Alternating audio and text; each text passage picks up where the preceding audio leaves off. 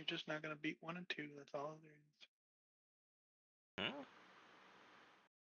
It just it can't compete with 1 and 2. Oh,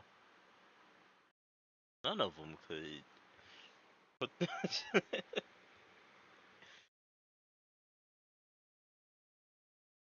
they never can.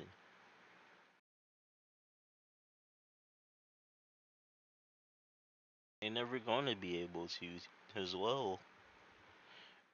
They had too many good freaking characters in those freaking two, and they killed them all off for no freaking reason.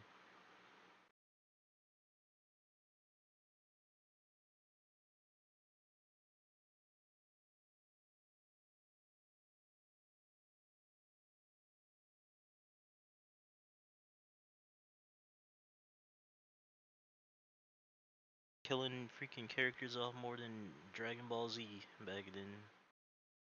Fucking, they literally just be they don't. The only difference is they don't got freaking Dragon Balls to wish them back. Unless they'll make a freaking DLC where it's like back from the dead or undead, like Ned, freaking stuff.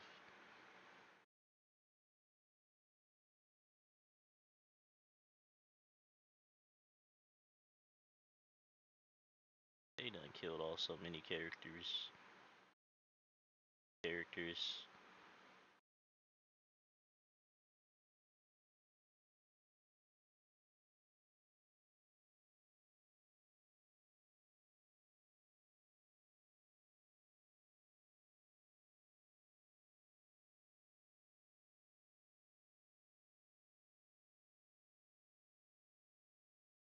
I doubt they can even make a Borderlands without them killing off a character. Low key.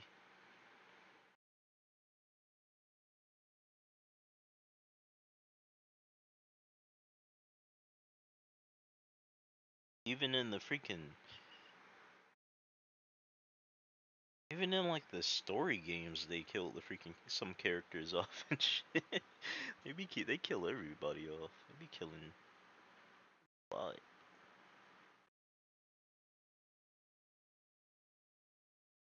Is Lilith still alive?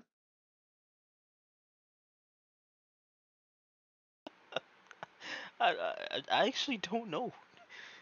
Last time I seen Lilith, she was getting freaking beat the fuck up in freaking Borderlands 3.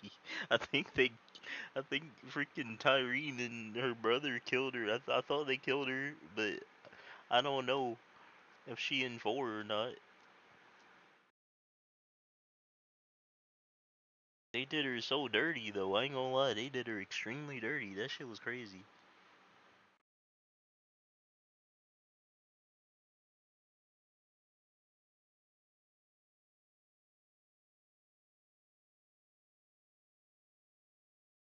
They did all the freaking OG characters of Borderlands dirty. Too.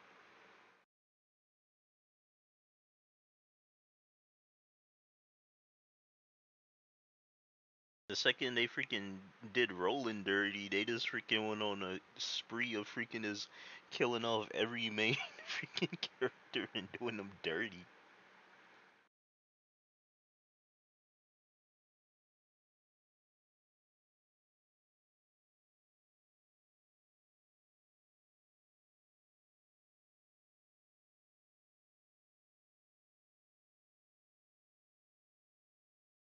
Let's see, is Lilith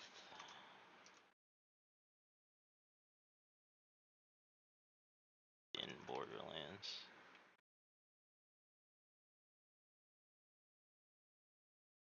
No, she not dead. Oh no, they never mind. I remember what they did. They did her dirty. They stole her powers. They made her powerless. they they freaking took her freaking siren powers. They turned her into Krillin. They fucking they just absorbed her shit. That shit was fucked up.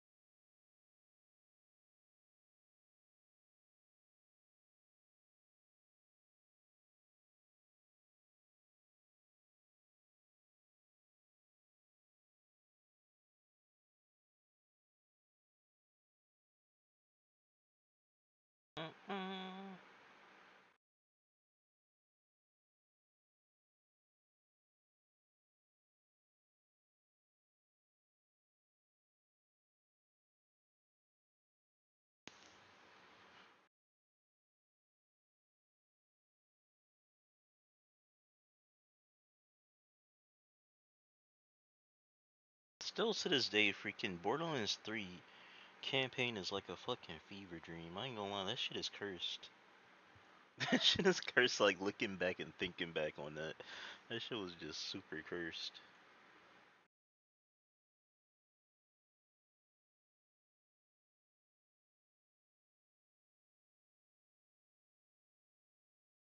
Especially the freaking, those two twins. I mean, the freaking Lipto twins or whatever the heck. That shit was cursed. They were like freaking streamer, like freaking. It was weird. It was like they were like streamer, like YouTuber, freaking podcaster type of twins. It was like a, it was like a parody. It was freaking weird.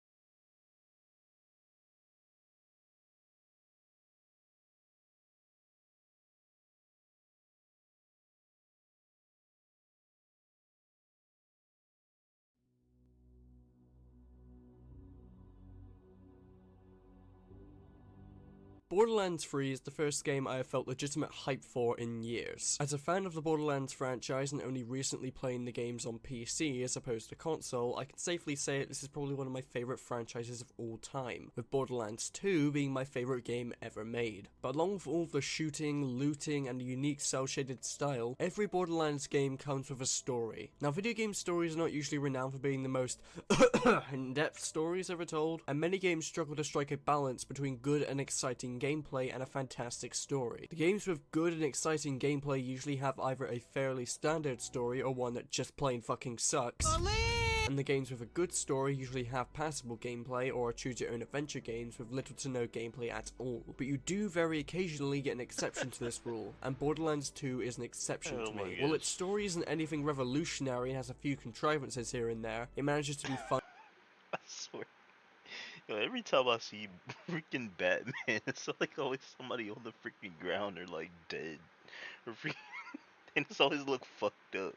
Like it's this freaking victims always look freaking either dead or fucked up. Like super fucked, overly fucked up. Funny, engaging, and surprisingly dramatic at times. All of this is done by complementing what is already a fantastic base game with fast-paced and addictive gameplay, but they went above and beyond to deliver a good story for this game. It somehow manages to subvert expectations well, has some really funny writing, and has what many people consider to be one of the greatest video game villains of all time, Handsome Jack. Jack wasn't your usual run-of-the-mill video game bad guy, in the sense that not only was he consistently entertaining and charismatic, but he stuck with you throughout the entire game to give you updates on his current predicament and feelings as you progress through the story. Everything from randomly jumping in to insult you. Freaking Handsome Jack is in freaking Handsome Jack is even in freaking he in Borderlands too, but he's in the adventure freaking Borderlands, the freaking the Tales of the like he's in that one too, which is crazy. Does that happen In a like right humorous way, before to calling you a Borderlands 2? douchebag, or to just tell I think he died. I'm, I actually don't. I actually don't know. I actually freaking don't know. But they give you like more of a backstory of like his. you he bought a diamond encrusted pony and named it Butt Stallion. But in the later half of the game, you begin to notice a few changes in Jack. He begins to get more desperate, more aggressive, he stops toying with you as much. You begin to start getting to him and start genuinely annoying him. And once you find his daughter, Angel, you start seeing him in a different light than you did before. You get the hell away from my daughter!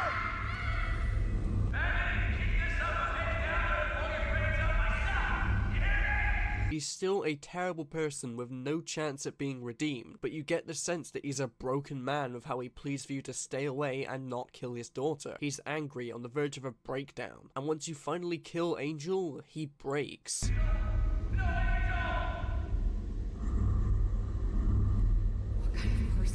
this to their own daughter. He kills Roland, one of the original Vault Hunters from the first game, right in front of you, and captures Lilith with the R.I.P. intent to Roland. kill you. He stops screwing around with you and is now taking things seriously. That's where it all started. Then everybody started dying. Nothing left to lose. See, I'm gonna show you just how much you have to lose, and I got the most powerful siren on the planet to do it with. Lilith? Freaking Angel died, then freaking Roland got shot in the chest, and Lilith get captured. Kill the Vault Hunter. We've got a date to keep with the warrior. After this, you don't get the same relationship you thought you had with Jack, as he gets more spiteful and upset and angry at everything you do, even revealing that he only kept Angel locked up because she accidentally killed her mother, something that we find out is actually true in a side mission in Borderlands 3 that had a massive effect on him mentally. And by the end of the game, along with all of the knowledge that we know about him from the pre-sequel, all we see is a broken man. He was betrayed, beaten down, and lost his wife with only his daughter left. Jack was an outstanding villain who elevated Borderlands 2's story from being pretty good to downright fantastic, which is why, with Borderlands 3 promising to be more story focused, and given the warning that the Watcher gave us in the pre-sequel, and reports of there being more cutscenes in the previous games, I was expecting Gearbox to double down on what made Borderlands 2's story truly work, and to create a game that actually rivaled it. Not surpassed it, but was serviceable enough as a good story. And while they certainly made a better game than Borderlands 2 if we're talking gameplay wise, it's one of my favourite games of the year in fact, the story fell flat on its fucking face. And by the end of the game, I felt unsatisfied, sour, and most interestingly to all of you, angry. So let's have a rant about it, shall we? We begin our story on Pandora 5 years after the events of the Commander Lilith DLC for Borderlands 2, which had Lilith blow up Sanctuary because she hated plant life, and lost the vault key that contained a map to vaults all over the galaxy. So right away there is still no explanation as to why this vault key has a map with a metric assload of vaults on it. I thought the whole purpose of the vault key was to act as a key for a specific vault in a specific planet, like all of the games have handled it. Why was there just a random map on this one specific vault key that led to tons of different vaults located all over the galaxy? Was this supposed to be the Iridian's way of telling people to fuck off from Pandora because of the destroyer? And if so, how did they expect anyone other than a siren to access the map? Lilith just sort of touched it and the map activated by complete accident. And as we learn through Nereid's messages, sirens apparently have no clue what their purpose is or why they're even remotely tied to the Iridians. So sirens are apparently just powerful beings who have no defined origin, they just exist now. That's cool. I guess, but again, how did Lilith activate the map in the first place? And how did the Iridians expect anyone to access it anyway, siren or not? Because I find it a fair bit unlikely that this thing came packaged with a bloody instruction manual. Christ, I'm not even into the first cutscene, I'm already bitching. We actually begin our story with Marcus informing us that the Crimson Raiders, now being led by Lilith, have recruited 4 new Vault Hunters to search for the missing Vault Key, because apparently after 5 years they haven't had this fucking idea yet. Seriously, why is it taking you so long to finally hire a new batch of Vault Hunters to go look for this thing? There's no indication that you hired any Vault Hunters before that. In fact, what the fuck is stopping you from searching it for yourself, Lilith? The argument of her now being the leader of the Crimson Raiders can't exactly be used for this, as Lilith basically has the ability to teleport to any place she wants to, and is one of the most powerful sirens that we know of. Bandits and skags are most likely not going to be a problem for her, I can assure you of that. We are then told that a new threat has gripped the Borderlands in the form of the Children of the Vaults, led by Tyreen and Troy Calypso, which is a psycho cult with every possible bandit clan on Pandora united under it, as Hey, you're alive.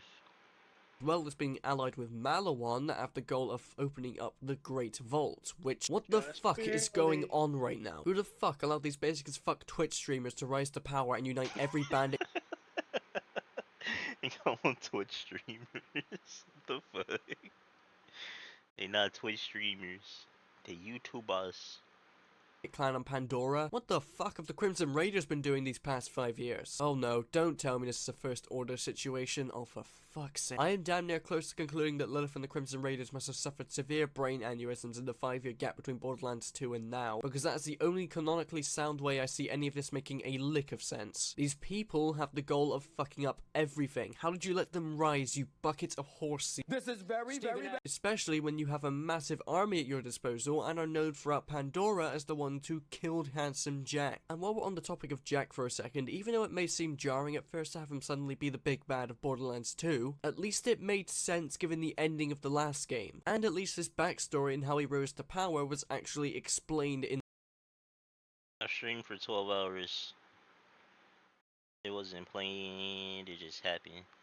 I kept playing I kept playing that one game for a minute. In the pre-sequel. Look at these two. You think we're going to get a game about these two? You think we need their backstory and how they rose to power? Hope not, because it's actually explained later on in the game through echo logs, and even then it's narratively brain dead. Our 4 new Vault Hunters are Zane Flint, the brother of Baron and Captain Flint, who's an experienced assassin. Amara, a new siren who is famous on her own planet and craves for a challenge, which is character I suppose. Mose, a fundamentally boring character that can summon a Titanfall ripoff to aid her. Why do people like playing her? And finally Flack, who can summon and control beasts and canonically counts as non-binary representation, but no one actually gives a wet fuck because he's a robot that is made of binary. This guy is fucking stupid! The new Vault Hunters meet and kick some ass for a bit before hopping on the bus with Marcus, where Lilith begins to speak to them and welcomes them to the Crimson Raiders, to their surprise. Wait, didn't Marcus say that they were answering a siren's call? But they clearly knew about the Crimson Raiders before because of the flyers, right? And why are they surprised by Lilith? I don't know, just a small nitpick. It doesn't actually take away from the story. So despite a few bumps in the road, this seems like a decent opening. I can see things looking up from here. Be the new recruit. Oh god, he's back. So as Clapton informs the new Vault Hunters that they've been ordered to infiltrate a COV propaganda center. So that means we have to be as stealthy as possible.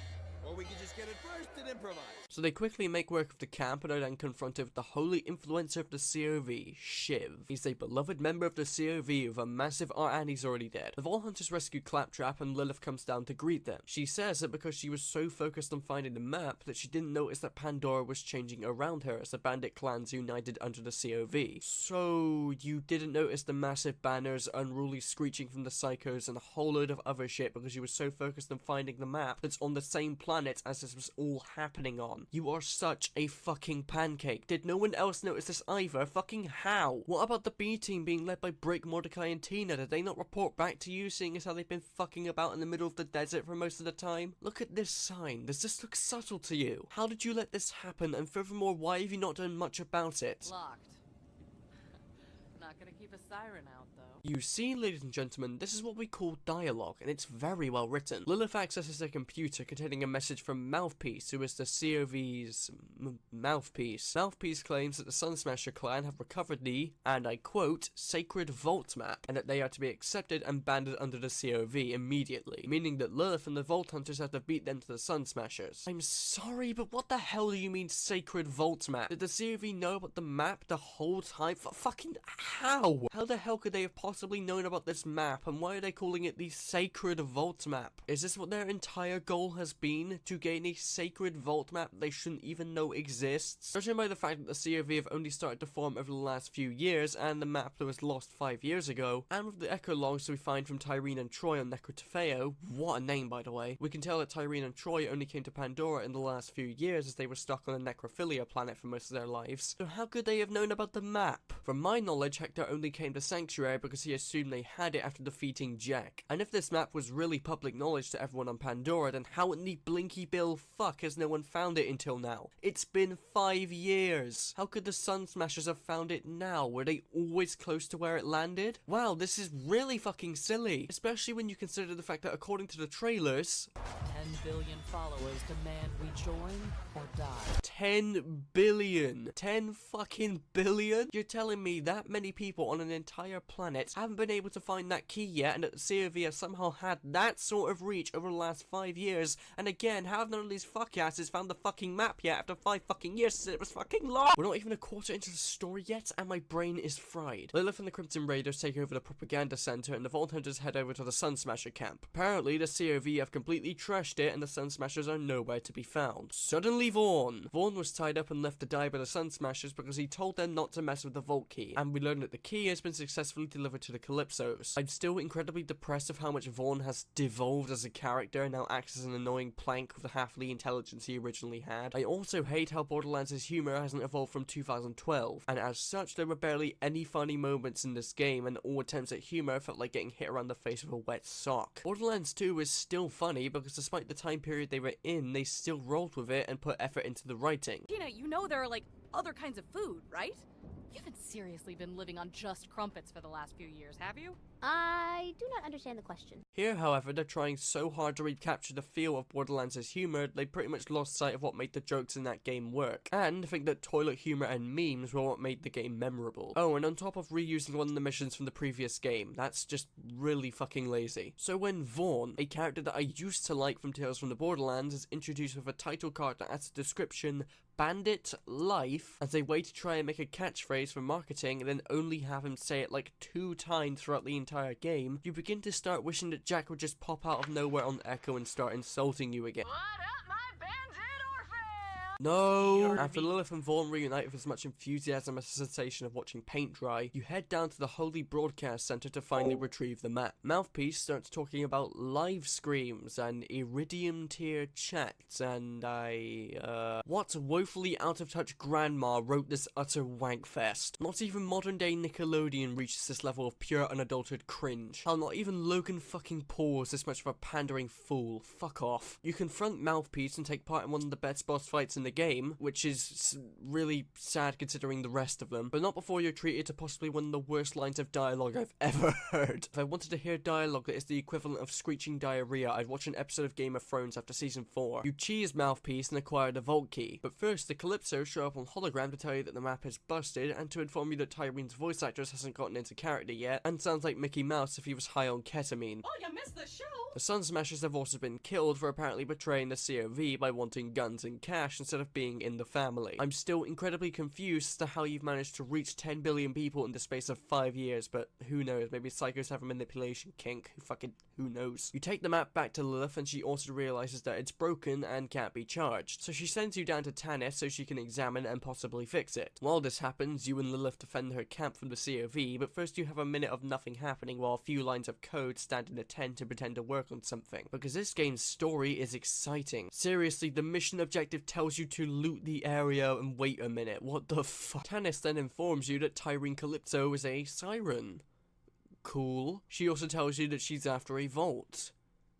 Cool. Okay, but seriously, that's literally like the setup for nearly every single game in this franchise. Tannis only partially fixes the map, because sure, reveals that the only planet can be made out on it is Promethea, which is apparently where the very first vault was found by Typhon de Leon, the first vault hunter. In every location in the game besides Sanctuary, you can find Typhon de Leon's recordings of his adventures. While it doesn't serve that much purpose other than finding some decent loot when you get all 3 in a certain area, it still allows you to get to know this character a fair bit before he's just randomly inserted into the story later on. Couldn't this have been a bit more obvious instead of putting it on the fucking challenge board? Because it actually allows me to get invested in this character and adds a bit of an impact later on. I know that I certainly went after all of these before finishing the area I was in, but that was because I was trying to go for 100% and had no idea this character would ever be mentioned again. Why not make this an optional mission to go for? Because I can tell you now that most players had no fucking clue this was a thing. You throw story important stuff like this to the side, but give delivering burgers its own official side mission. Are you fucking kidding me? Lilith tells you to,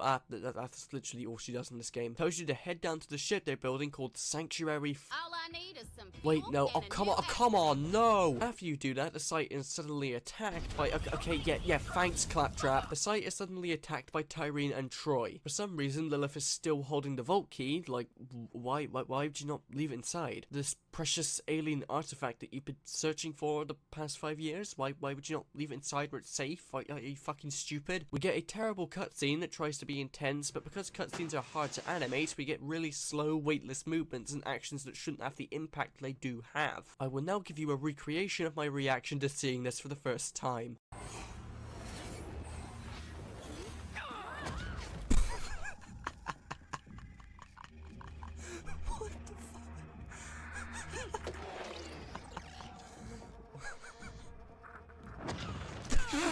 We find out that Troy is also a siren. Sort of. Apparently, him and Tyrene being twins means they were both given siren powers, but because whatever higher being or whatever that chooses who gets siren powers is sexist, she's the one who gets the true power, and Troy only acts as a parasite who can use his sister's powers but has to leech off of her to live. You know, just because we needed more questions as to what the fuck sirens are, but sure. Why do only females get to be sirens? Like, I'm not even being a sexist prick, like, I'm just genuinely confused as to why. What? Oh, okay.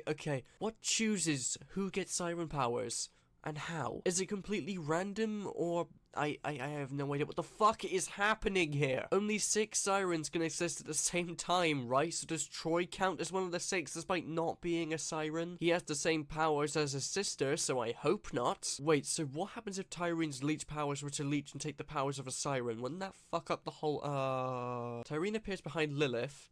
Lilith looks at her for a full second and then gets grabbed and held up in the air while she drains Lilith's powers, no longer making her a siren and removing her of her Firehawk status. You looked at her for a second and did nothing, you infantile rooster. This isn't the last time she does this, by the way. Lilith is just a fucking potato in this game. The Calypso streamed Lilith's apparent death to their fans without actually killing her for some reason, before leaving her to be killed by the bandits they dropped in, using Lilith's powers. What the fuck? You're telling me that Lilith's powers can just teleport any random bastard from any location on Pandora, yet in the past you could only teleport people that were around her or holding her hand. This could have solved a fuckload of problems, and also how does it work? Do you see whoever you're trying to teleport or something, or does... So you save Lilith and jump on Sanctuary and finally head out into space. We get a nice little tribute to Scooter after his death in Tales from the Borderlands that add more of an impact than anything that happens later on in this game. I will get to this later. Lilith and the main protagonists, excluding you because in this game you don't exist in cutscenes anymore. Again, I will get to this later. Decide that they should keep pursuing the vaults. Ellie turns around and says that the ship needs a name. And then Lilith turns around and says she already has a name. Sanctuary. Which would be an okay line if it wasn't for the fact that during this scene, Ellie is standing behind a massive fuck off sign for the ship that says Sanctuary on it, making the line utterly retarded. So everyone decides to continue and head straight for Promethea, the home of the Atlas Corporation, which is now under attack from Malawan, who are apparently allied with the COV. Fucking where, what, when, who, why? Okay, who thought getting involved with Malawan was a good idea exactly? What if your quest for power made them instantly turn against you? You then have an entire corporation on your hands, you fucking retards. How was this a good idea? When did this happen? And furthermore, where did this happen? How could you have possibly been able to contact Malawan to get this done? You're essentially one massive bandit clan on Pandora. Was it the fact that Tyrene and Troy are sirens, or... Okay, why did this happen? You can see that Malawan are trying to fight a war with Atlas. Why would they then get involved with some other bullshit from 2 hot topic hot sauce motherfuckers that started a massive fuck off cult? And finally, what?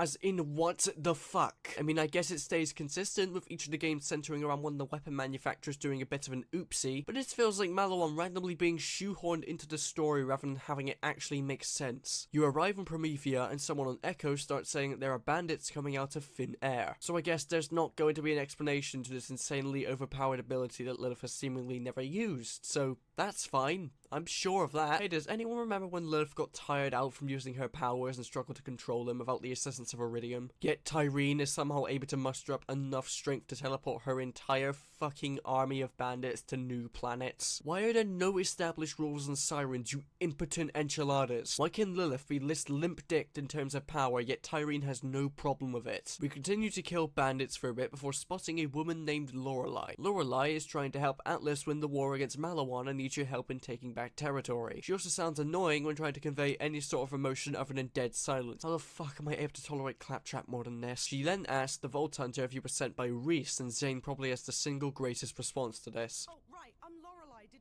Reese send you? Reese? No clue, sorry. By Reese, she is of course referring to Reese from Tales from the Borderlands, because you can't just have Vaughn and leave Reese out. And he has apparently built Atlas back up over the last 5 years after becoming CEO at the end of Tales. While it's good to see Reese again, I feel like this game has completely fucking forgotten what happened at the end of that game, because there were still no answers as to what happened to Reese and Fiona at the end of Chapter 5, or where Fiona even is for that matter. Why?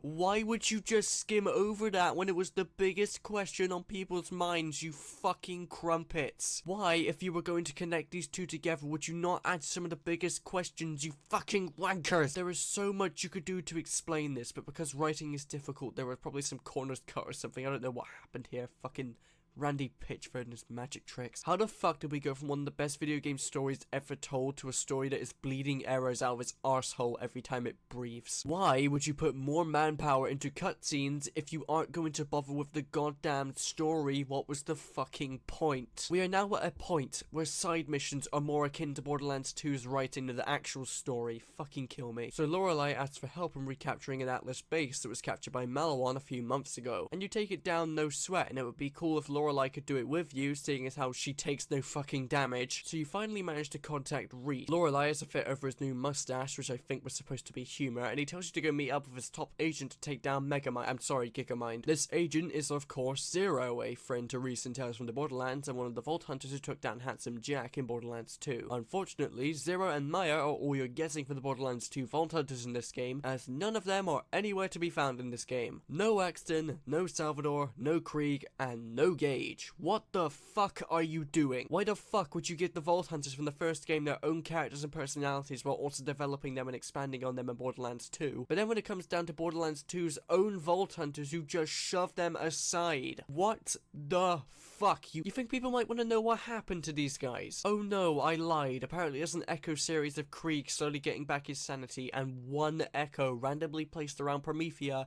that confirms that Gage is still alive. The continuing stories of the previous Vault Hunters are thrown aside from the actual story and are things that you'll probably find a complete fucking accident on your first playthrough. And even then, they're incredibly piss poor. Krieg's one could get some sort of pass, but Gage doesn't even speak. She just gets mentioned by the dickhead who put the bounty on her head. And Axton and Salvador get completely thrown aside as there isn't even a mere mention of them anywhere. This is how you treat these characters? That is fucking quality. So Zero and the Vault Hunters attack some Malawan troops. Apparently Zero and Zane went to the same assassin school, but that's never elaborated on because fuck potential, am I right? You find a depot and get Zero an upgrade to his sword that allows him to cut through Malawan barriers, but you're then contacted by Katagawa, who is the head of Malawan acquisitions, who offers Zero the chance to join Malawan and says that you mean nothing to him and that you'll be dealt with later, because every time someone has done that in this franchise, it's gone so fucking well. You and Zero go and kill Gigamind and obtain some key information, while also blackmailing Reese into helping you open the vault on Promethea, leading to him saying that his hologram has feelings, which I think was supposed to be humor. Searching through Gigamind's brain— wait, what? Hang on, how can you scan a brain for information? I get that the suspension of disbelief is stretched rather thin in this franchise, but I find it quite ridiculous that you can get troop movements, supply lines, information on Malawan's search for the vault key, and that they're attacking Athenas through scanning a physical thing. Oh yeah, and the next planet in the game is Athenas, the previously mentioned home of fan favorite Borderlands 2 character Maya. So you set a course for Athenas and Malawan are already there, which just— fuck me. Athenas is currently under attack for the possession of a vault key fragment for the vault in Promethea, and seeing as how they're all peaceful monks, they're basically fucking defenseless. So you help them out for a bit, and then you find Maya, who's used for like 2 hours in this game.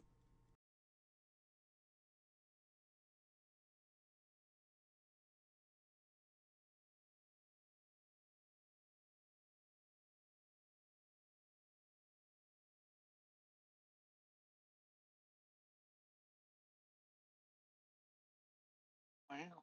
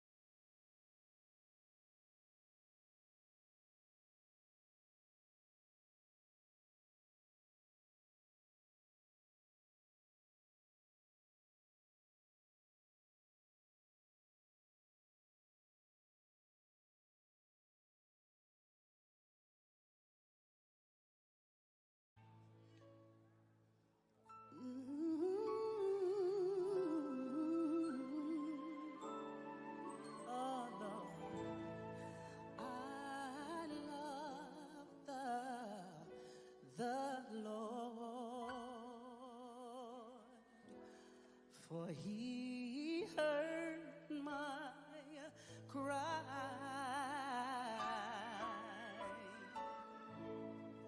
and pity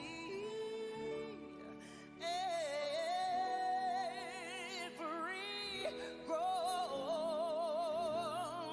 Ooh, Lord, long as I live, oh Lord, and trouble rise,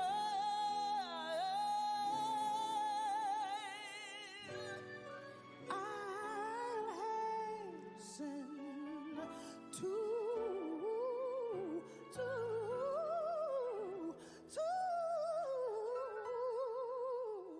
his throne.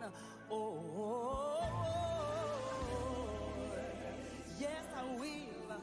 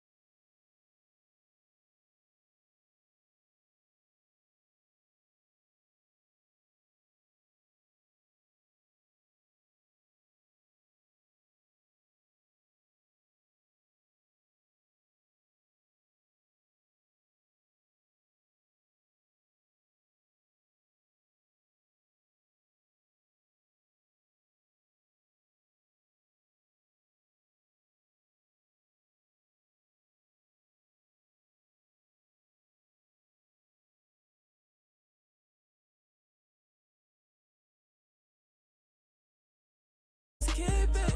Told them niggas secrets. Then they lay down and told the love easy to leave. Now you don't need it, left me bleeding like a killer. Papa, where you been? When you coming back? So far away. I probably go fly away where granny at. On the highway, ain't been asleep since Friday. I'm chasing them around with DGT, that shit like playing with me. Told them bring back just talk to shit, but mama, she say she praying for me. That shit, that'll be love. Told me I don't want no her ever grateful, she opened her door. Got niggas off, they couldn't stay on one accord. And they trying to use my voice, youngest, the world is yours. Papa, where you been? When you coming back? I don't plan on coming. Tell me why they got my grandma at. Years later, still can't seem to stomach that. Before I respond to them, I'd rather count 100 racks. Try to put them on, they ain't want no racks. Wanna get put on, can't flip no back. Won't be too long. Won't be too long till I got shit back. Fuck 'em, run and tell 'em. No free game, I gotta sell 'em now.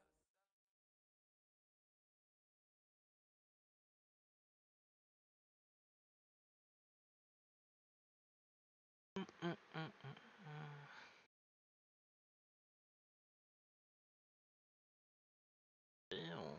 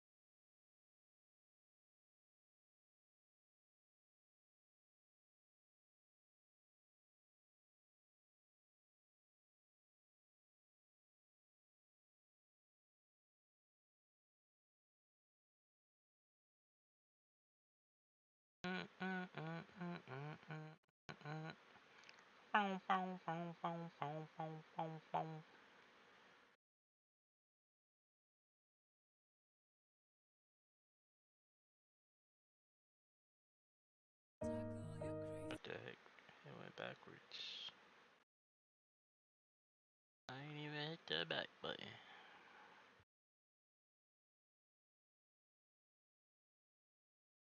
I ain't even hit the back button.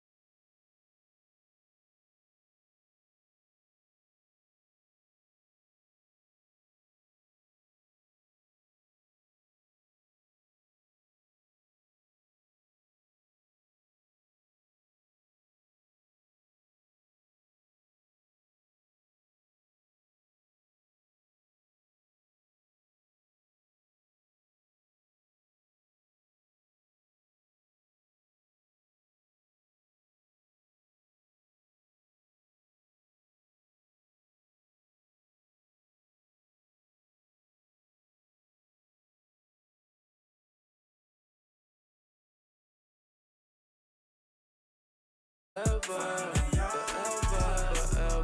Said about we'll never pass 12, my nigga. But how the hell, my nigga, ain't little 621. If you get a chance to ever live again, I'll meet you back in 2010.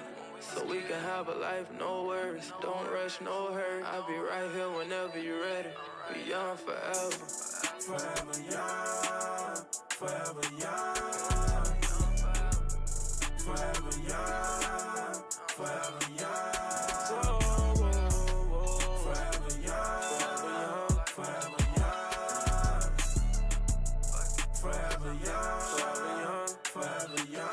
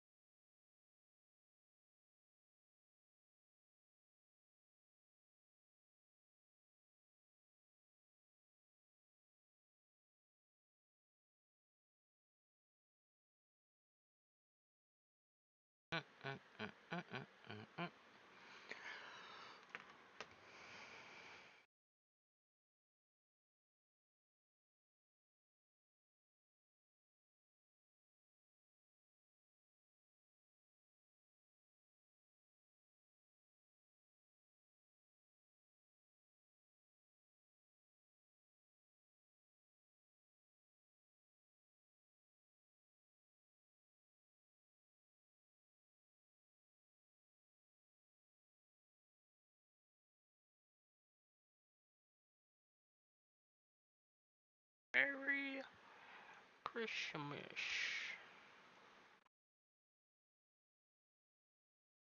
and a Happy New Year.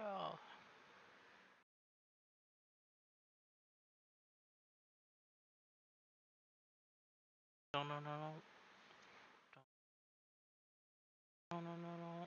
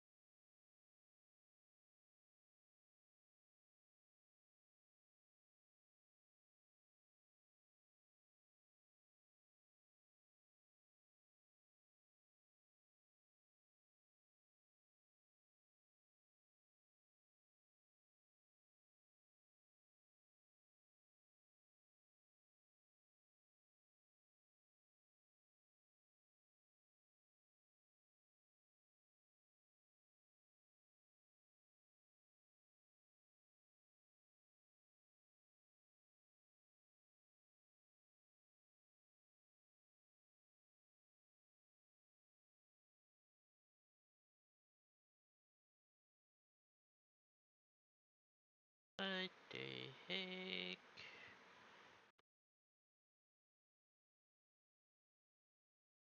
Boom, boom, boom, boom.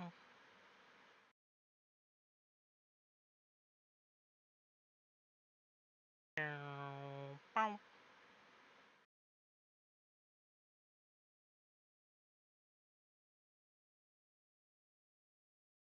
What you over there playing a Viking? Barkov. Barkov. Gotta collect all the moonshine I can while they're just giving it to you for free. Barkov.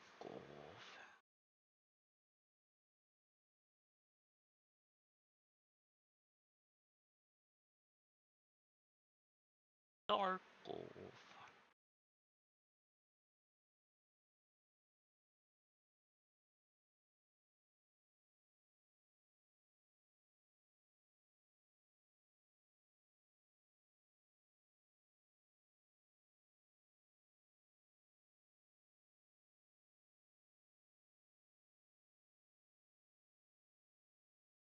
Yeah, I do need to check the freaking auction house for everything expire, I guess.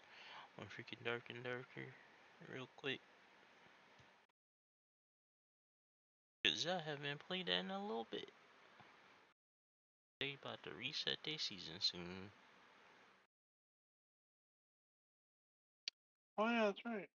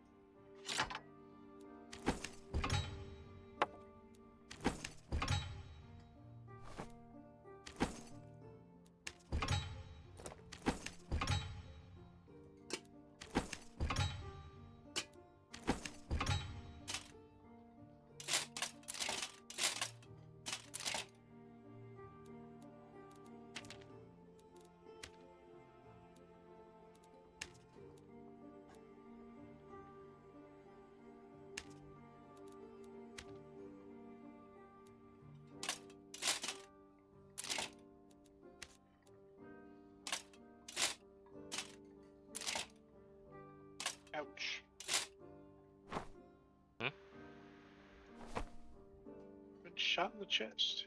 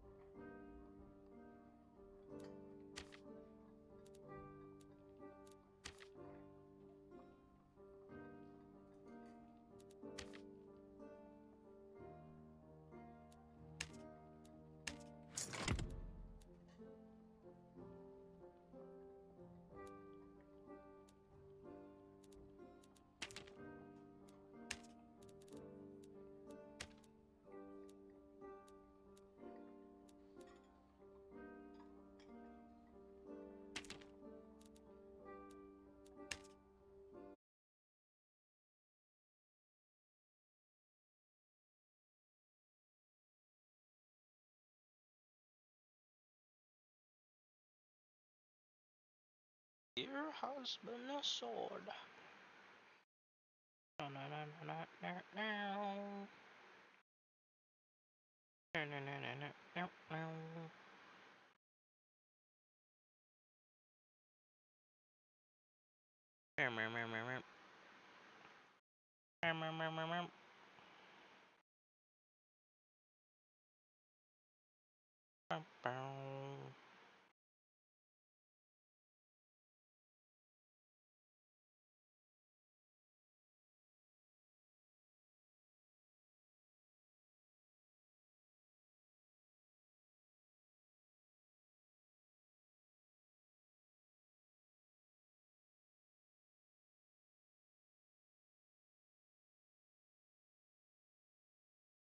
Barony.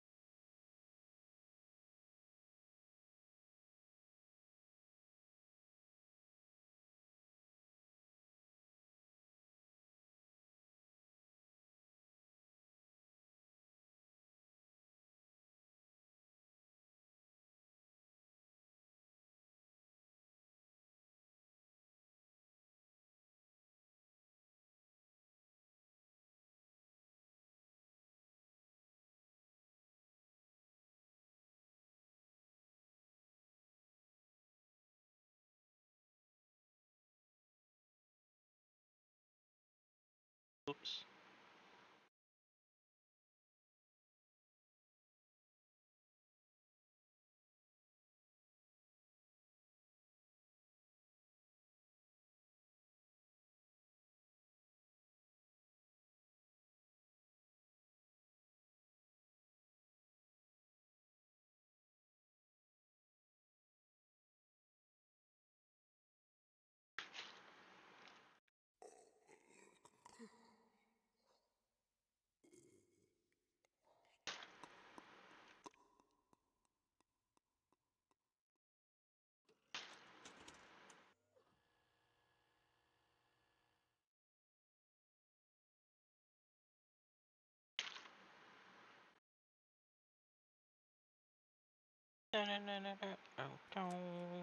This game is currently unrated.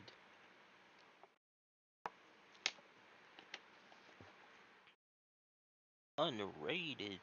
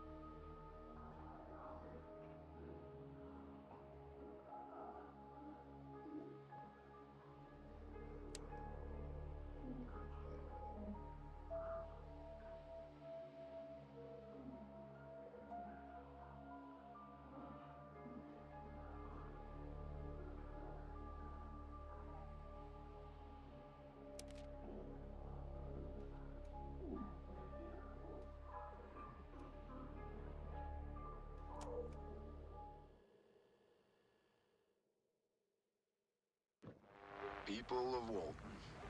This is your mayor, John Ward.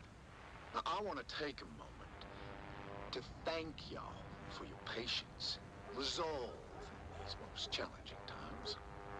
It's that Southern spirit, it's that Texas grit that gives me full confidence that we'll not only get through this crisis, but come out stronger on the other side. And I only wish I could be here to see it, huh? However, folks, I regret to announce that today I'll be moving my office to a secure spot outside the city limits. Now, no need to go assuming the worst. All right. This move is strictly to facilitate better coordination with our boys in uniform, who are at this very moment putting together a surefire plan to retake our city and eradicate the... Huh? Let's get wait. The where? Excuse me. So just, hold tight, secure your homes, and I assure you... Hello? The tide will turn. God bless you. God bless you. I'm not sure if anyone out there is still listening to this trash, but if you are, know this. No, you're not, Cosmo. That's cap. You. There's no plan. Look. What they did, it's wrong. It's all wrong. We are trapped. And staying here isn't an option. You have to get out. Escape the city any way you can. Get out now.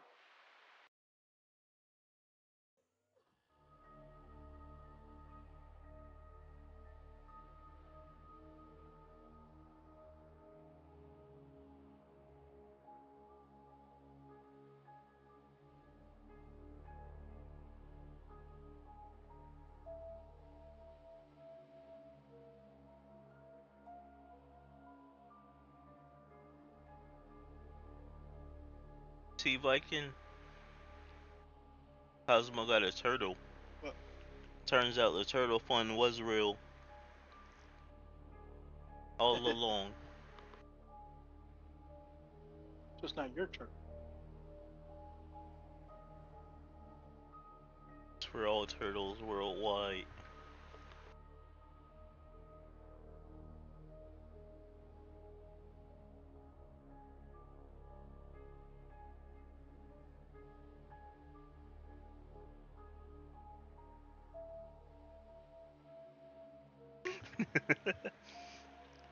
The turtle fun is it's very important.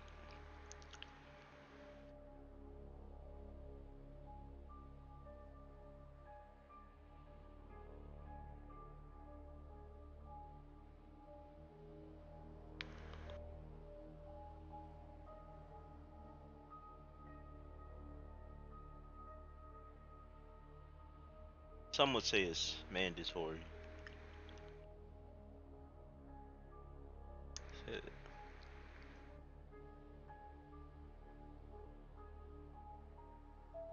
The cat distribution system. No, it's when you you donate everything you have to help the turtle. Gotta pay someone to pull all the straws out of their noses. Put your whole paycheck in for the turtle and the turtle only. Your whole life savings, and for the turtle.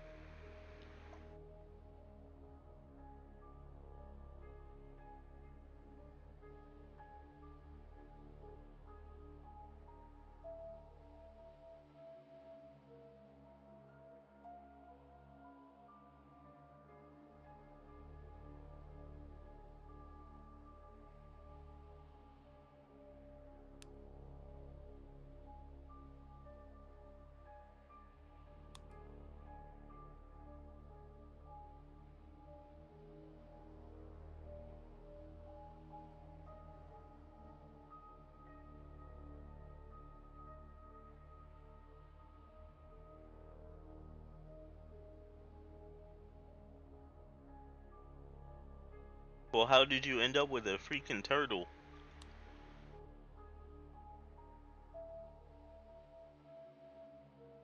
Is it a Ninja Turtle?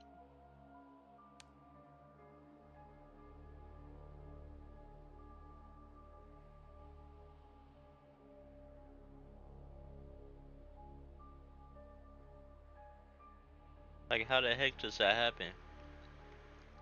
How do you get a turtle? And it wasn't playing.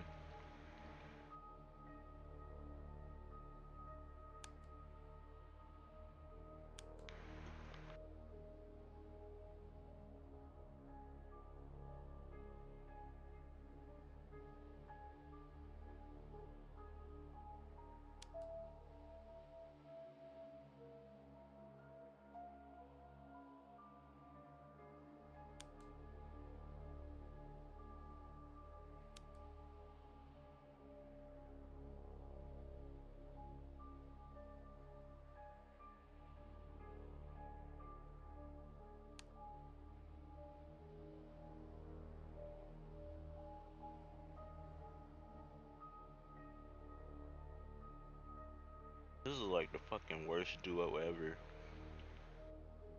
Freaking pacifist and freaking haunted.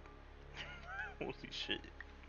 You literally, you can't send nobody out to go and help you bring back stuff. Cause if she gets fucking hit, she just gonna get nightmare. And if she gets in a fight, she not gonna do any damage.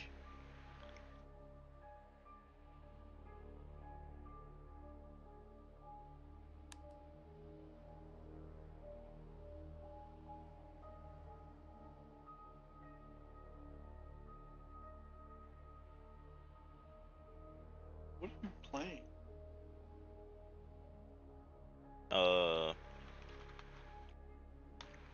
This war is not mine, or this war of mine remixed. What the hell is that? My cousin yesterday for his found a turtle and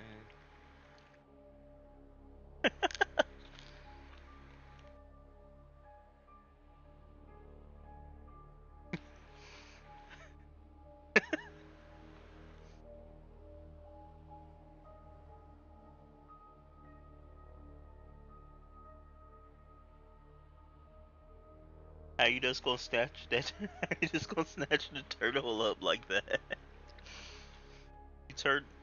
Y'all turtle napped him.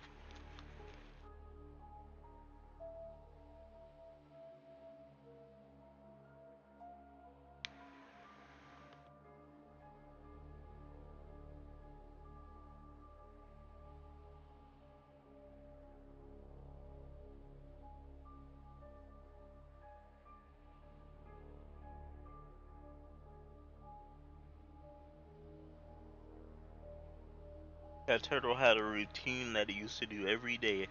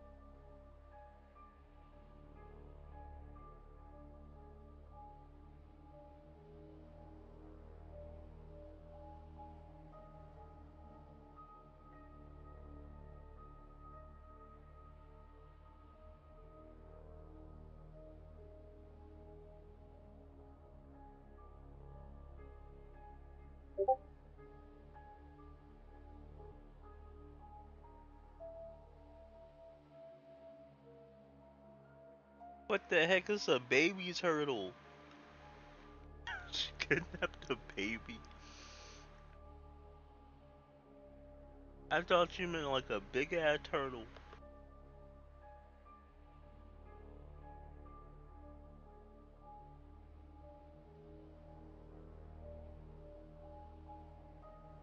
Is it a snapping turtle? No, it's like the size of a freaking. Granny turtle?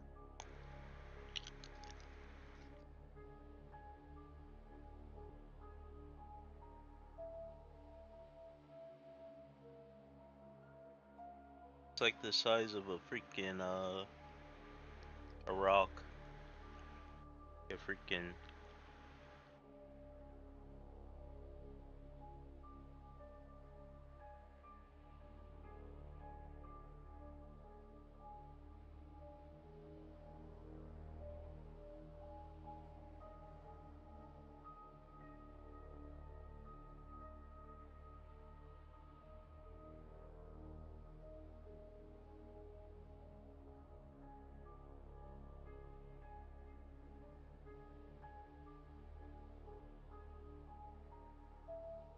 The turtle need a jacuzzi. Try to turn him to turtle soup?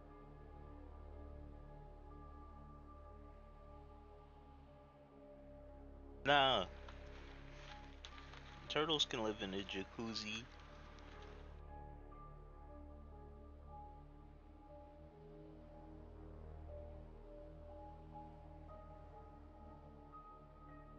How you gonna say he's not a water turtle, but your hand is wet? So Make it he's a tortoise, not a turtle. make sense. Your hand is wet while you're holding him, but you say he's not a water turtle, but you got water all around him. you got you got water all around him in your hand because we had to clean him off. Is his name Squirtle?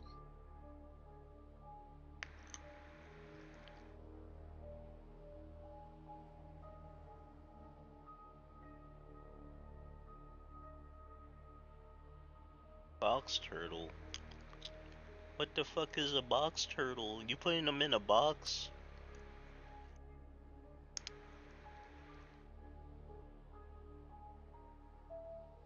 Why you putting a turtle in jail?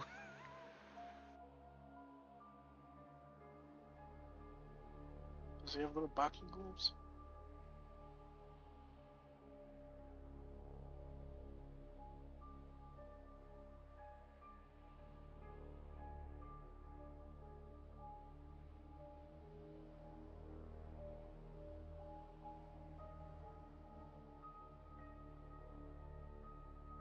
You better poke some holes in the box, Cosmo,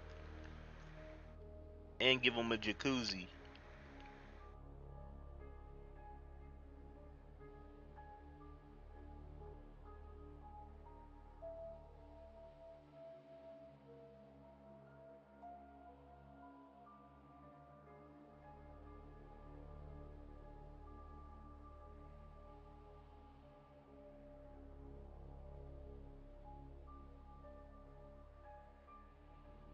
What is this? Shit.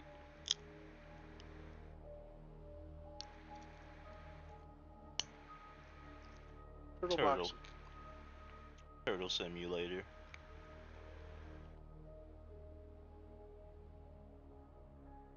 I'm not giving him a. Why not? Get a turtle a jacuzzi.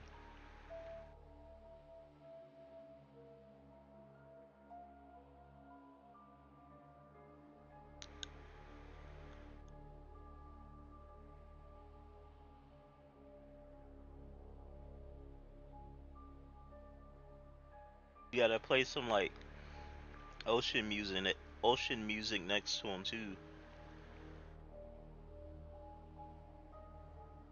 Give him one of them little, the cheap like plastic fans and stuff like that. Just turn that on by him.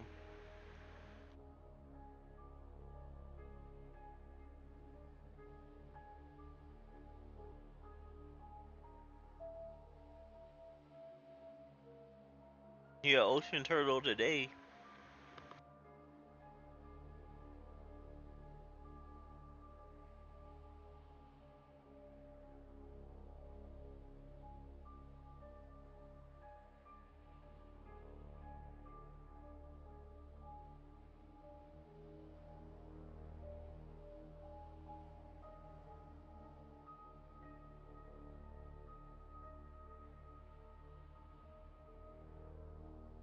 That's why you teach them how to swim.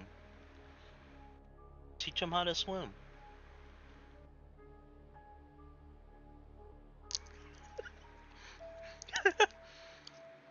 Give them some floaties.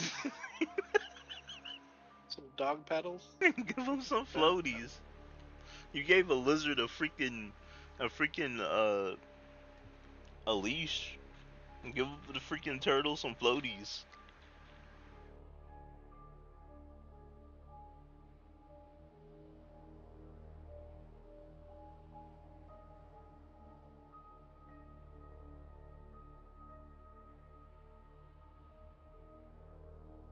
No, put a floaty underneath them.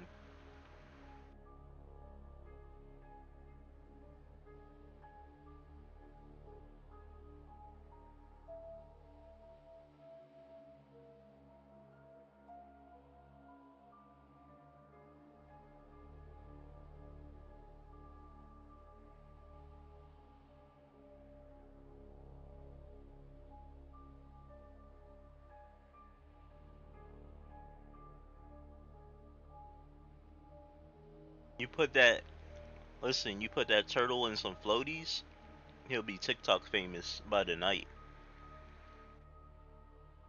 By tonight.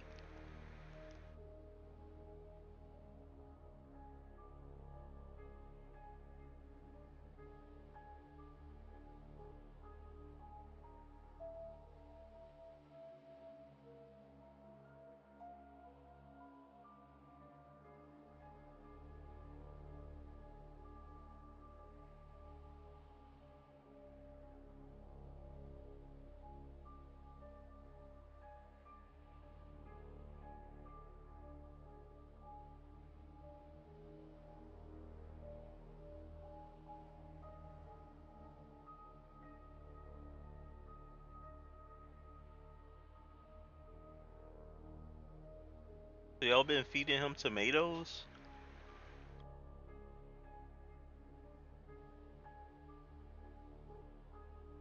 Just missing the mayonnaise.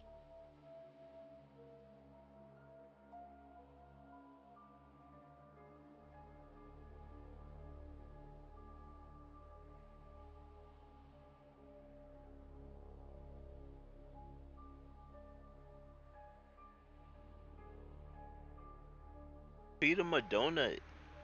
Give him a donut.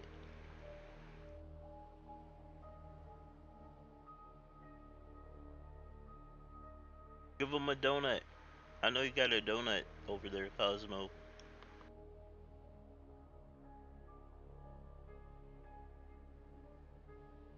No, this turtle exclusive. He can eat bread.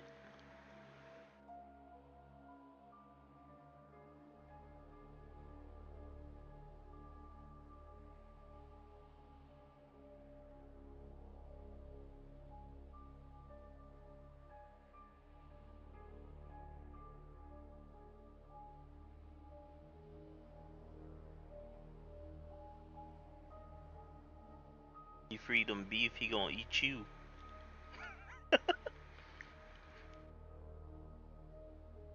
He'll be like, who the heck is biting my foot off? It's gonna be turtle. He gonna come to get you.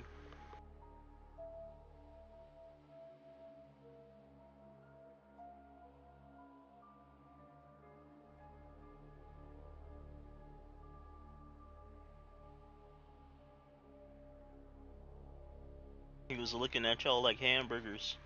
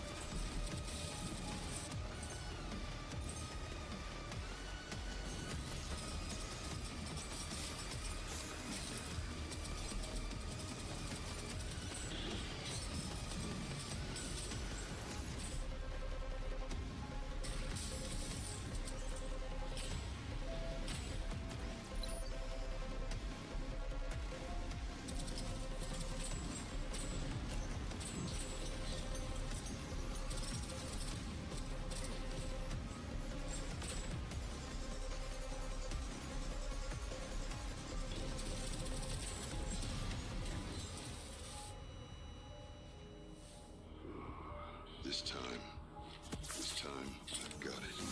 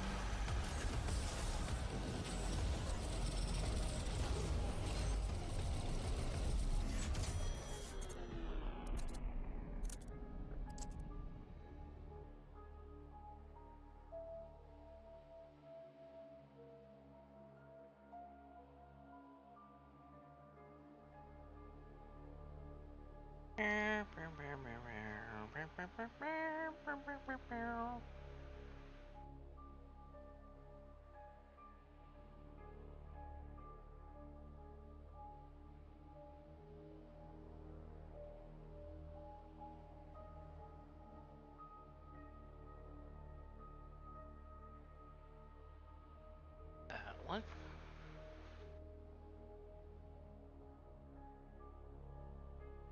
There.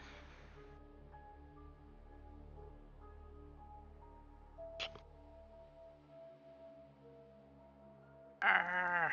I got attacked by a freaking sneeze.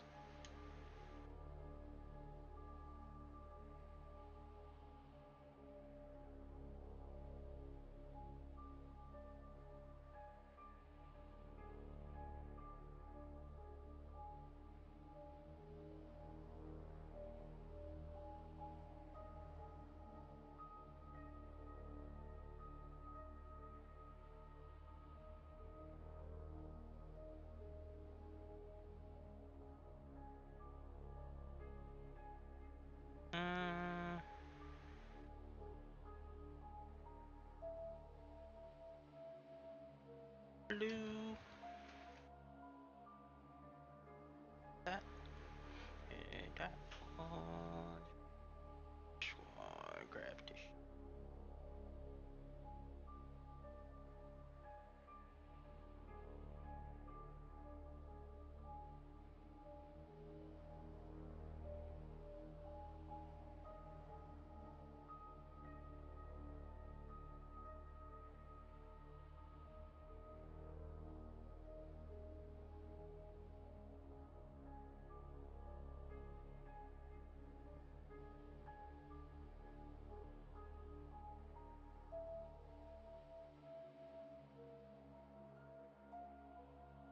One of those two.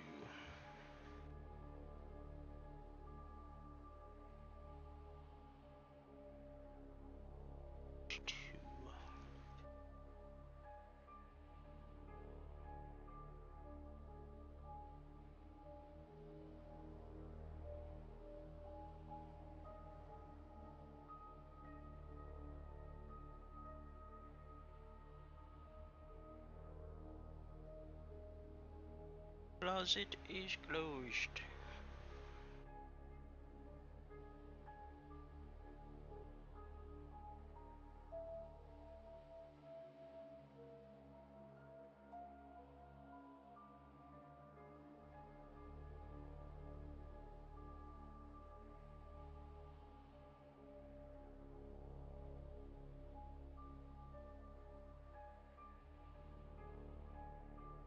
Cosmo, what in the world is that?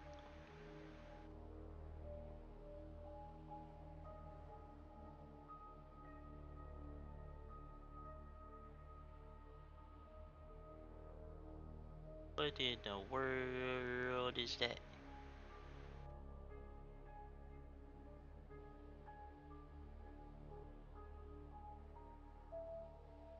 What in the world?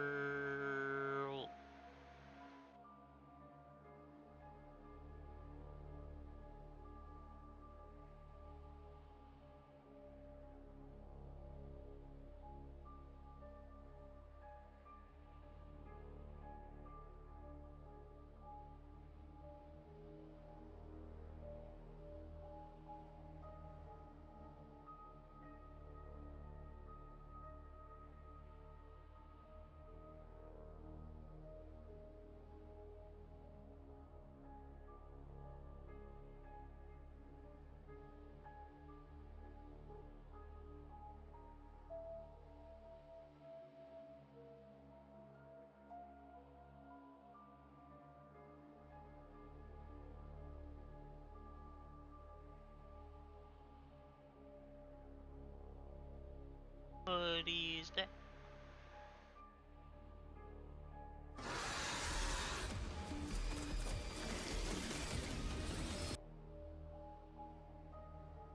That was loud.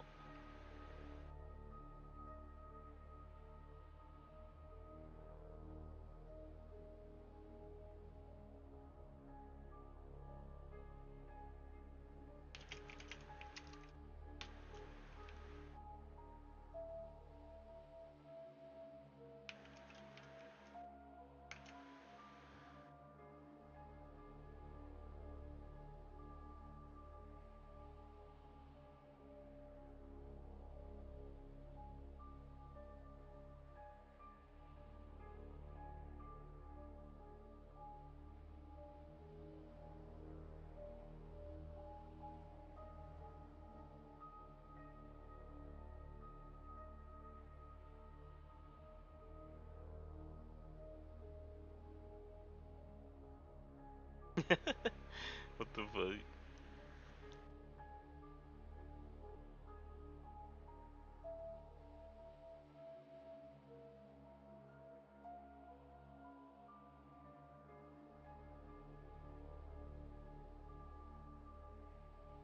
Mistfall.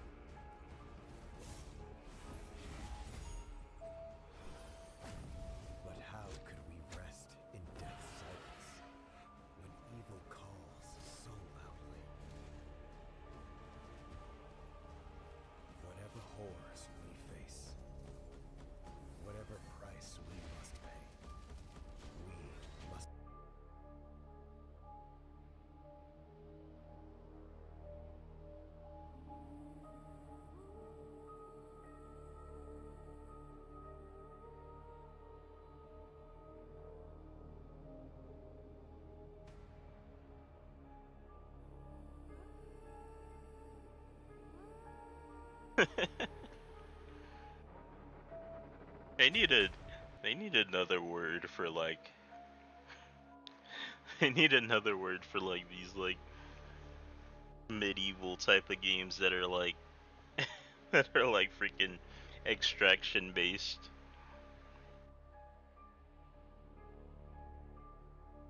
Because it's, it's kind of weird. It's kind of weird that they're like going under the title of extraction as shooter. It's like what the hell? Well, it tells you what kind of game it is. Yeah, but I still feel like they could have their like own type of style genre with it to categorize it. Extraction looter. Yeah, even that would work.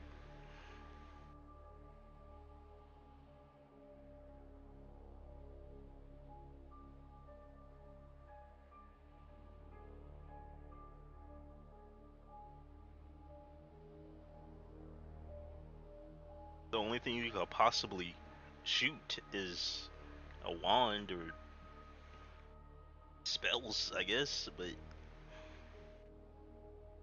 not everybody's shooting spells. They swinging blades and arrows.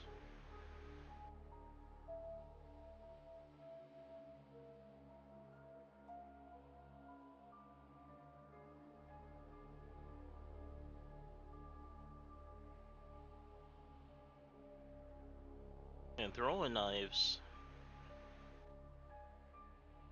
And hatchets.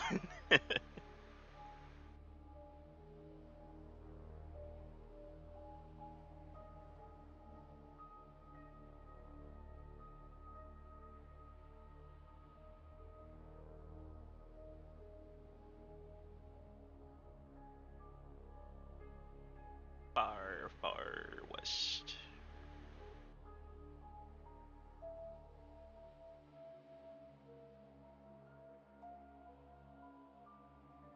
All players start with this here. Just, let me give me like a breakdown. Where did game review at?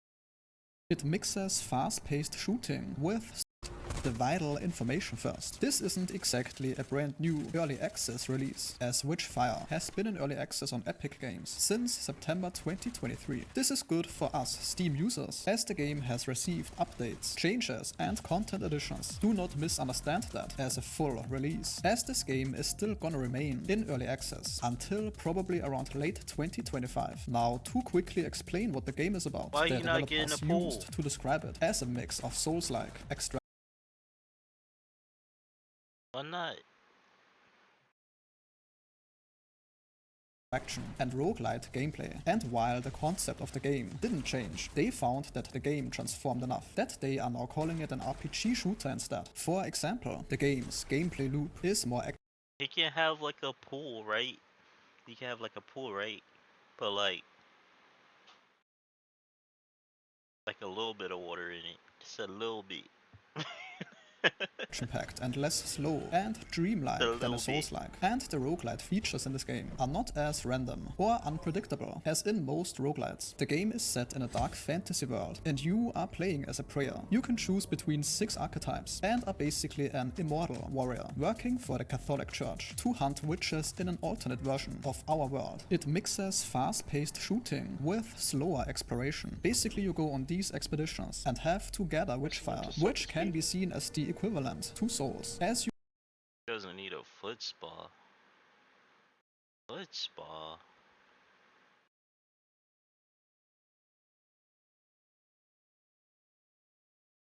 you lose it if you die. You can, however, try to get that witchfire back on your next attempt. The game also has a system called Arcana, which are basically power-ups you get during your runs, and they only last for these runs. These Arcana are Cosmo being a super strict turtle mom over there, apparently. Saying what he doesn't need. part of what gives the game some of its roguelite feel. The game's map shows you things like enemy first camps, kidnap treasure little chests, guy. and other points of interest. Can't do. Thanks. Kidnap him. Now you restrict him from even getting water on his feet. He can't even be a turtle no more. He don't know what he is anymore.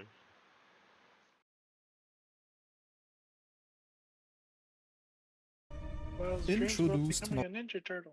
He about to start barking. you think he a dog now? Meow. Meow. Like you gave him a freaking water bowl. He don't even know if he a freaking cat or a dog now. You know, he in the house. You don't know what he is anymore. not too long ago is a new progression system they are calling Gnosis. This one is separate from your regular stats and represents your character's understanding of dark magic. There are 10 levels of Gnosis. This progression system is not optional, as you have to level it up to progress the game. The guns in this game really feel like a mix of Destiny and Doom, which should be taken as a compliment. The combat rewards chain kills and dodging, and you also have spells that can certainly help in tough situations. You can also unlock special abilities for pretty much all of your weapons by completing specific tasks. The last thing we are taking a look at are the calamities. This game features some kind of special events, which are called calamities. These happen during gameplay and occur when the witch you are hunting is cursing you. So basically they are meant to add more challenge and drama to the game. And that sentence concludes today's video. If your time was respected,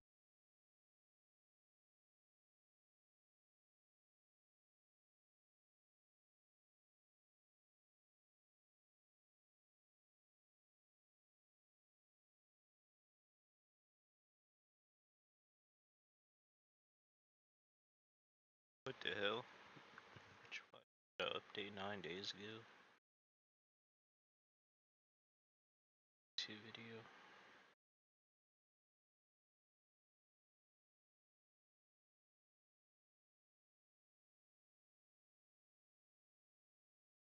It's about to rain. It's storming outside.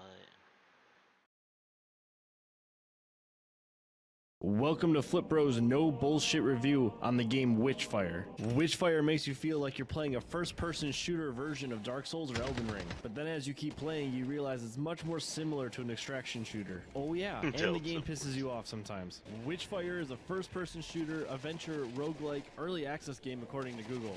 And I have two things to say about this. This game 100% should be considered an RPG, and I'm absolutely sick of seeing games in early access. Like, holy shit, finish your game before releasing. That's a new idea. Talking to all you game companies out there. Witchfire was developed by the Astronauts. As for the story in Witchfire, there is an intro cutscene. However, coming right from the devs blog post, Witchfire is not a story-based game. Instead, they opt to tell the story through interacting with the world, very much following the footsteps of the Dark Souls series. If you'd like to help us out, throw us a subscribe. The game gives you more than one option. And on to the menu settings. In general, you have your language, which by default is English. More to come after early access. Video, you have all your normal video settings with your FPS limits, your shadows, your textures, your foliage, all those things. Your audio, pretty simple audio settings. Your general gameplay, so if you want to change how your crosshair looks, or your ammo count is visible, or your damage numbers are visible, or mini-map. And controls, which is broken down into 3 sections. General, aim action, crouch action, UI hold delay. Keyboard and mouse. I think the most important part for keyboard and mouse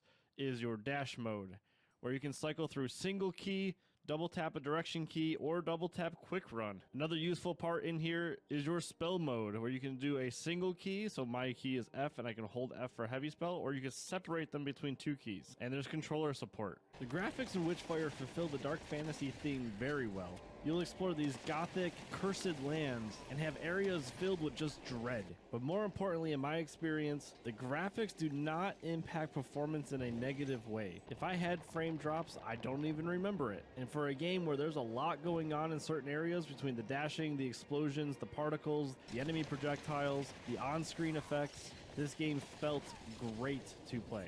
And to back up that performance statement, the system requirements here are not crazy at all in 2025. 1060. The recommended specs are an i5 and a GTX 1060. As for the voiceovers in the game, the only voiceover that I remember was in the intro cutscene. And like we said, the story doesn't really matter, so the voiceover is what it is. And for sound effects, they're great. The only problem I had with the sound effects, I think there's a slight cognitive overload of how many different sound effects trigger different things. Sometimes it gets pretty hard to kind of distinguish what is going on, but the proximity to where enemies are to you and those sound effects are great. Typically we would talk about the gameplay right now, but I want to take one small detour and talk about the gunplay. Damn, that sounds kinky. As an ex-Counter-Strike Source professional and someone who does day one raids in Destiny 2 and has way too many hours in FPS games, I'm pretty picky about how they feel. The gunplay in Witchfire is pretty butter smooth, and honestly, the fact that they got this part right is probably the most important thing that they've gotten right in the entire game, because if the gunplay sucked, this game would suck. Alright, on to the gameplay. The gameplay loop happens like this. You start at home and prepare for your next expedition. You could do things like level up, change your gear, upgrade your gear, and research different items at the workshop and other things that we'll cover later. Then when you're all prepared and ready to die, you're gonna head out and start a new expedition. Pick the map that you want to do your expedition on. There's all these Just different like events, Vermintide. obstacles, bosses, and even familiars, which are big bosses. Once you get through enough of the area, complete it or die, and by completing means entering one of these portals and leaving with what you've earned. You'll make your way back home, see what you've recovered, and start again. Now let's dive a little bit deeper into all those mechanics. Alright, you can shoot. You also have a second weapon to shoot. You also have a demonic weapon to shoot, which is like a heavy weapon. You can double jump. You can also use their double jump to prevent fall damage. You can dash. You can slide. You have a melee attack. You can cast a light spell. You can cast a heavy spell. You have a stamina bar in the bottom left. Actions like jumping, dashing, and sliding all cost stamina. Let's talk a little bit more about why the stamina bar is yellow. That is when you know you're in focus. Focus is a very key mechanic because when you dash and look at somebody, you'll see these little glowing red orbs. These orbs, when broken, will stun the enemy, also causing the enemy to take more damage. This is the mechanic that separates a good player from a bad player in this game. If you get hit or cursed, you will lose your focus. The way you get your focus back is by killing enemies. When you have completed a skull on the map, you will unlock the ability to absorb Manifestation. Manifestation is like your roguelike perks. You can see here I can pick kill reload or fast reload. When you open chests on an expedition, sometimes you'll get white raven feathers. You use them on this Arcana page. You can unveil new choices with raven feathers, cost 1. And let's say I pick any of these, you can awaken other ones, which just allows you to have more perks. This costs 3 raven feathers. Also, when absorbing manifestations, you regen health a little bit. When you're running out of ammo, or you just want to stock up on demonic ammo, look on your minimap for this ammo chest icon. They're these blue chests. You open them, you get full ammo and demonic ammo. Actually, I don't know if you get full, but you get a lot of ammo and demonic ammo. You also have regular chests. Gold is used to research items at the workshop. And I got demonic ammo. You can also collect flowers. You can collect witchfire clusters. You can hit X to open your active quest. You can eat mushrooms. Not all mushrooms are helpful though. I'm not really sure how to tell which ones are helpful or not. That one was not helpful, and it made me lose focus. As you see here, going to full health is not the thing that gives you back your focus. You do have to kill enemies to get your focus back. You have healing elixirs, so when you take damage, you can use one. Like all FPS games, you can sprint. If you couldn't sprint, that would be a major problem. If you get cursed enough in an expedition, a calamity will be summoned and you'll have to deal with it. You can deal with it in one of 2 ways. You can either end it early by finding where it's spawning and doing the event, or you can kill whatever comes out of it and hope you live. Out in the world, you're gonna find a series of puzzles, and trust me when I say this game has a ton of puzzles ranging from small little chests that open up and do something cool to these big bonfire puzzles that take some actual thought. This game is not lacking in puzzles. At home, which is called a hermitorium, you can do a whole bunch of stuff to prepare for your next expedition, starting with ascending. Ascending is like leveling up. What can your character wear? You can wear a primary weapon, a secondary weapon, and a demonic weapon. You have 2 spells, a light spell and a heavy spell. You have a relic, which is offensive, a fetish, which is defensive, and a ring, which affects your dashing and movement. And you have your equipped gear table, where you change out what you want to bring on your expedition. I do wish that they would let you do this from anywhere at home. I don't really see why you're forced to go to a table. Once you get far enough in the game, you'll unlock prophecies. Prophecies increase as you increase your gnosis level. And as you can see here, you get prophecies that are tied to certain aspects, which will force this row to be of that type and give you a power. So in this case, when I get to this row in my expedition, unlocking arcanas, this arcana row will be tied to ammo, and I'll get the additional benefit of increasing the power of each awakened arcanium with at least 10 white raven feathers in my inventory. The workshop lets you set up research so that you can unlock new items. Here you can see that we have a 35-minute timer. I believe it's minutes that you spend in an expedition. And we have multiple weapons, demonic weapons, light spell, heavy spell, your relic, fetish, ring, and your upgrades for weapons. If you come over to the enhanced gear table, you have a gear that can be enhanced. It'll show up here. What does that mean? If I go to a weapon, you can see here, I have levels 1, 2, and 3. When you finish the prerequisites for a level, you can come to this table and enhance them. How do you make the game harder, you ask, or unlock more stuff? Well, you study Gnosis. Just make sure you read or take a screenshot of what unlocks when you actually study Gnosis, because as far as I'm aware, you cannot go back to seeing what you unlock. I could not find a single setting in the game to figure out what the little dialogue pop-up had, and so what I did is I literally made a new character. I wish the game would keep a journal or something that you can reference when you forget what it actually unlocked. There is a shop in town. It is not unlocked by default. You have to increase your gnosis first, but just rest assured, as you get far enough in the game, you will unlock a shop. Also at home, you can mix incense before you leave. These do a wide array of things. Like this one is absorbing manifestations, increase max health, spellcasting restores minor health, healing effects restore an additional 5 HP, and so forth. And something that I found really interesting is that they have this big ass room with another table, a table in the middle, and this cool looking table, and the only thing you can do is mix incense. So talk about an early access letdown. I did not play Witchfire when it first came out, so maybe this table used to do something, or maybe it's planned to do something. It looks cool, but it does nothing, which kind of sucks. You have an inventory. You want to know if multiplayer is supported because this game looks awesome, right? Well, so do I.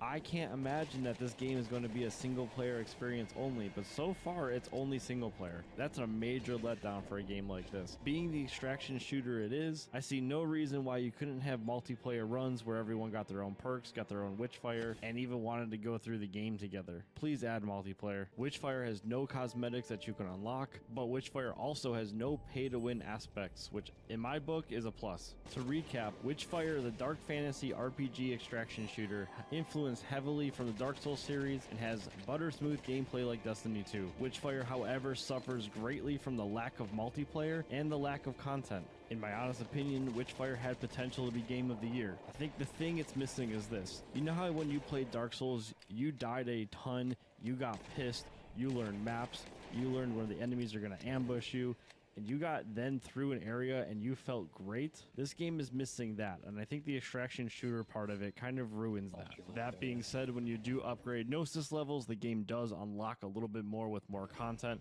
and that content is fun the first time. In our patented 0 to 1 scale, we will rate this game a 0.91 out of 1 the first time you play it, and a 0.78 for replayability. Again, the first experience is fantastic, but the game gets old really quickly. If you like these no bullshit review videos, please like, share, and subscribe. And as spring rolls around, go take a look at your grass. Make sure it's cut.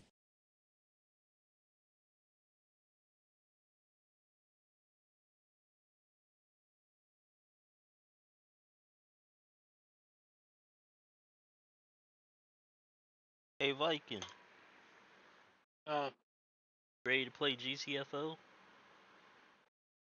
fuck no.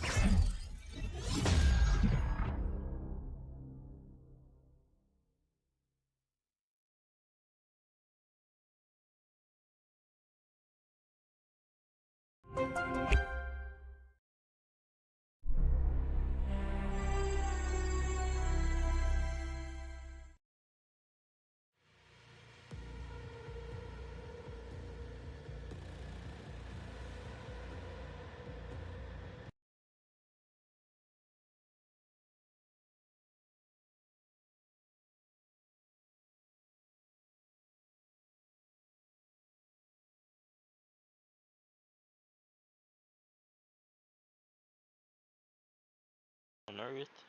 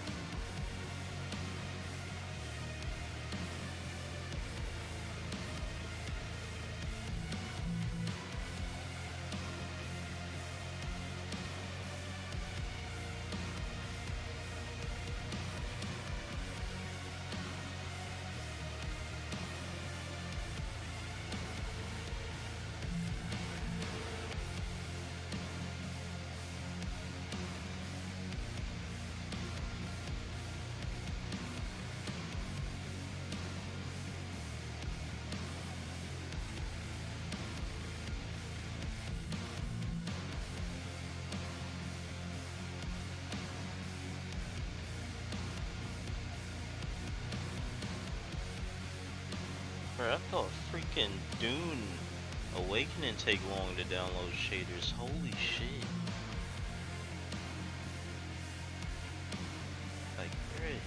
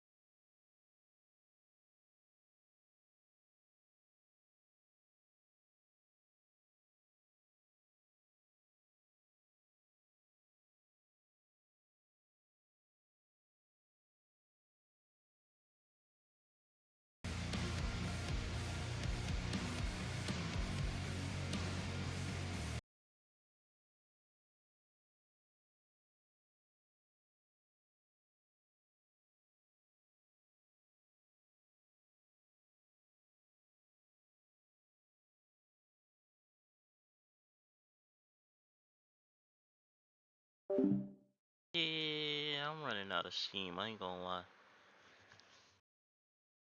No pun intended, because you know we're playing on Steam, but you know.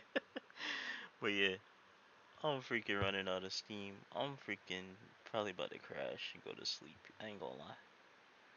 Freaking running off of 3 hours, and it's been 14-hour stream, so yeah. Yeah. I think I'm about to crash. I'm sleepy.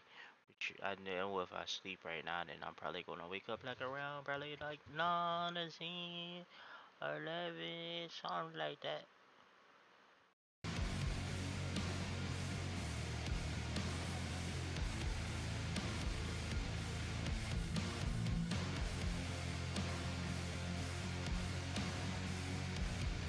Yeah, facts. I got that Cosmo schedule. That Cosmos schedule. Right, Cosmo?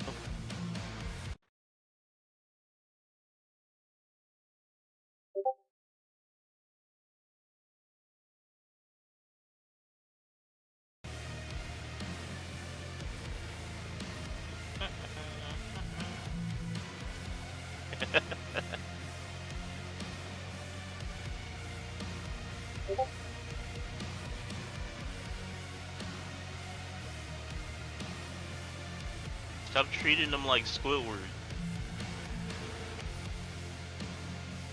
Stop treating the freaking turtle like Squidward.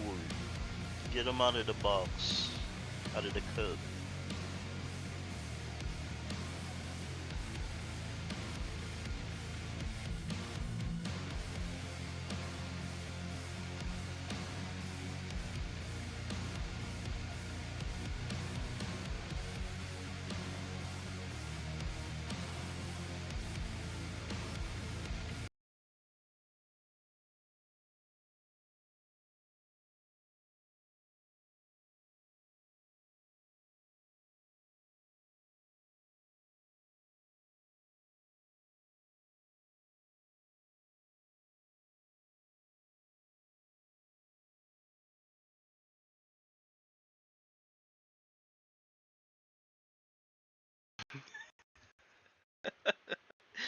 Oh, forget it.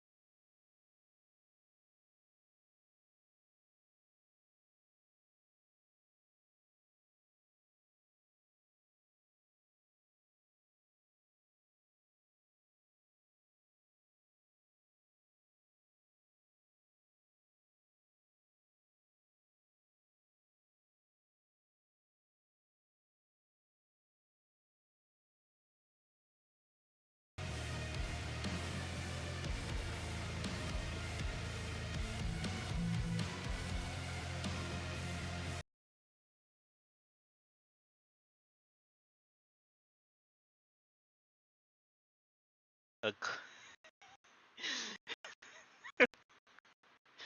Cosmo. Cup though? What you mean? He can't even do a 360 in there.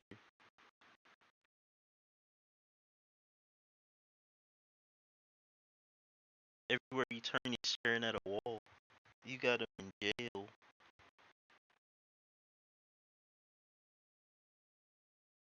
You put the turtle in jail.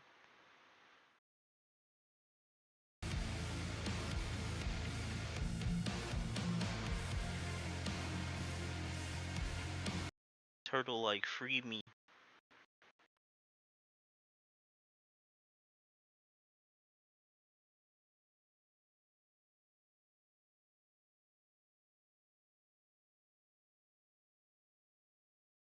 It was just yesterday. He was just outside munching on crickets.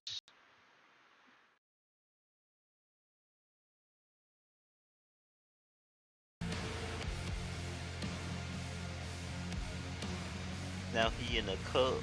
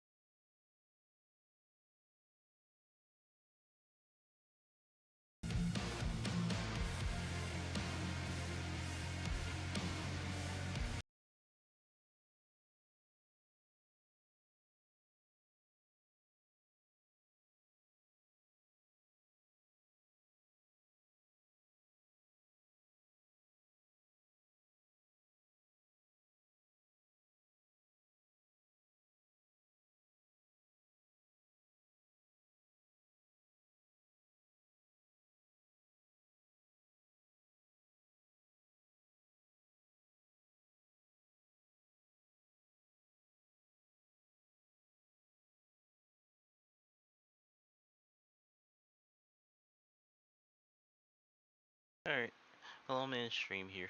I will catch y'all later. Until next time.